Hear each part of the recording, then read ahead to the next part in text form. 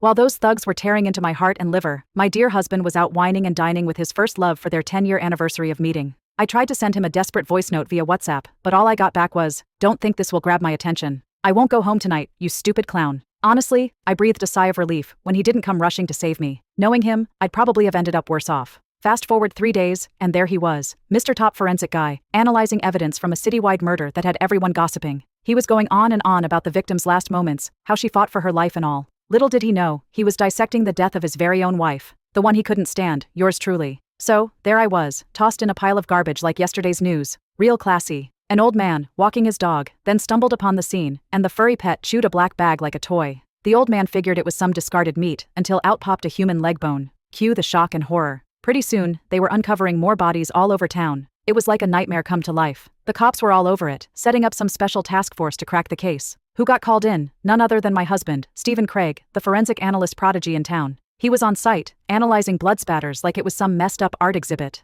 But even he was taken aback by the horror show. "This is some next-level brutality," he whispered, face going pale. The criminal investigation team leader, Xander Young, wanted him to break it down, and Steve was pointing out every detail like he was Sherlock Holmes. "See these stains? Looks like someone did some organ harvest. And those marks on the wall? Poor victim was awake the whole time." Xander's scratching his head, saying, "So, according to the forensic guys, our victim's a young woman under 30. I mean, who could she have ticked off to end up like this?" But Steve got a hunch. This isn't no random brutal hit, someone's got a grudge and they're just getting started. And you know what? He was spot on. This just went to show, my husband's instincts were sharper than a scalpel. I'd love to see his face when he finally pieced it all together. So, they found a ring in the scene, the key physical evidence. Stephen picked it up all nonchalant, but Xander suddenly went quiet and whispered, "Stephen, isn't this ring a dead ringer for yours?" Stephen took a quick peek inside the ring, smooth as could be, without a single engraving. He didn't sweat it and just brushed it off. It's probably just the same style. These rings were everywhere back then, you know? Once he was done, he lingered by the scene entrance for a while, lost in his thoughts. After a bit of contemplation, he glanced down and dialed my phone.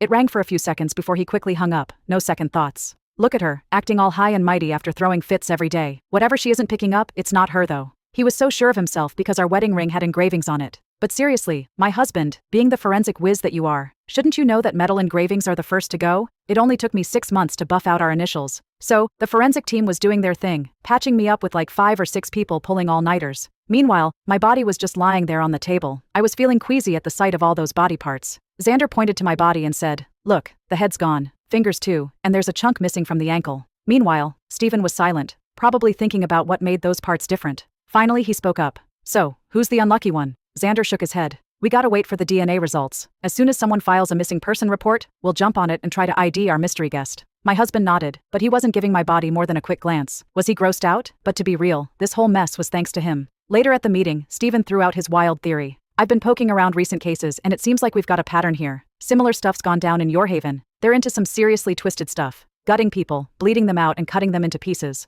Looks like someone's trying to make a statement to gain some street reputation." Xander's eyebrows shot up like he was trying to catch a fly with it. "Your haven? So, like, you're saying this is just like what those drug gangs pulled?" Xander asked, scratching his head. Stephen nodded and answered, "Pretty much." Xander acted fast by giving an order. "All right, let's hit up Your Haven PD, maybe they could lend a hand." After the meeting, a junior cop was practically glued to Stephen, singing his praises. "Mr. Craig, you are a legend. You figured out our next move in a flash." I was dying to chime in with the praise, wondering how Stephen would react when he cracked the case wide open. But Stephen just gave a nonchalant nod. From childhood, he had so many admirers that he got sick of hearing that kind of praise a long time ago. "Hey Mr. Craig, hold up." The young cop suddenly stopped him, plucking a long curly hair from Stephen's jacket. The cop smirked. "Your missus doing all right?" Stephen's tone was as cold as ice. "None of your business." He snatched the hair and shoved it in his pocket, then strode off. Left behind, the cop awkwardly rubbed his nose. I wished I could give him a pat on the back, but my hand just passed through him. I wanted to tell him, if he found my head, he'd see I had short straight hair. That one on Stephen's shoulder belonged to Kelly. That night I got murdered. Kelly was snuggled up to my husband, leaving behind that little souvenir. I hadn't been home for 3 days and my husband hadn't even tried to find me. Last time we argued about Kelly, I crashed at my best friend's place for a few days. He just assumed I was mad again and didn't want to deal with it. Then Kelly called him, her voice trembling.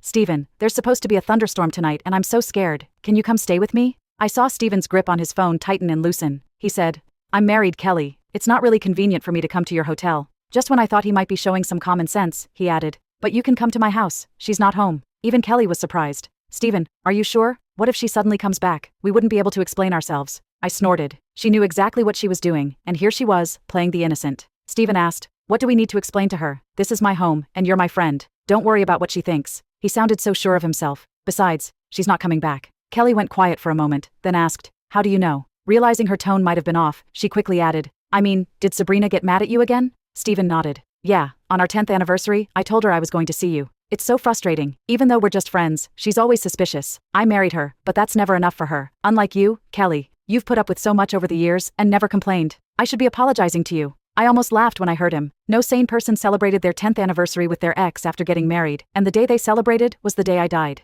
Stephen, are you planning to celebrate your anniversary next year, or mark my death? Kelly rushed over to my place, and as soon as she saw Stephen, she practically leaped into his arms. Stephen, it's so dark and creepy outside. I'm freaking out. I couldn't help but roll my eyes. It's dark every night, and I had never seen her this scared before. Stephen gave her a reassuring hug, patting her back gently. Don't worry, I've got you. He showed her the candles he bought, a bunch of emergency ones, clearly meant to calm her down. With these, even if the power goes out in a storm, we'll still have light, he explained. Kelly sighed, leaning against his shoulder. Stephen, you're my hero. It was getting late, and Kelly needed to freshen up and hit the bed. She headed into my bathroom, shutting the door behind her, and started raiding my skincare stash without a second thought. After she was done, she left everything in a mess, not bothering to put the caps back on properly. She chuckled to herself. Sabrina won't mind, she's not coming back anyway. In the mirror, I watched Kelly silently, being all transparent. Outside, thunder rumbled, and when lightning struck, a figure materialized on the floor. Kelly screamed and called out for my husband. Stephen burst through the door like a hero, scooping Kelly up in his arms and shielding her. She trembled against him, muttering,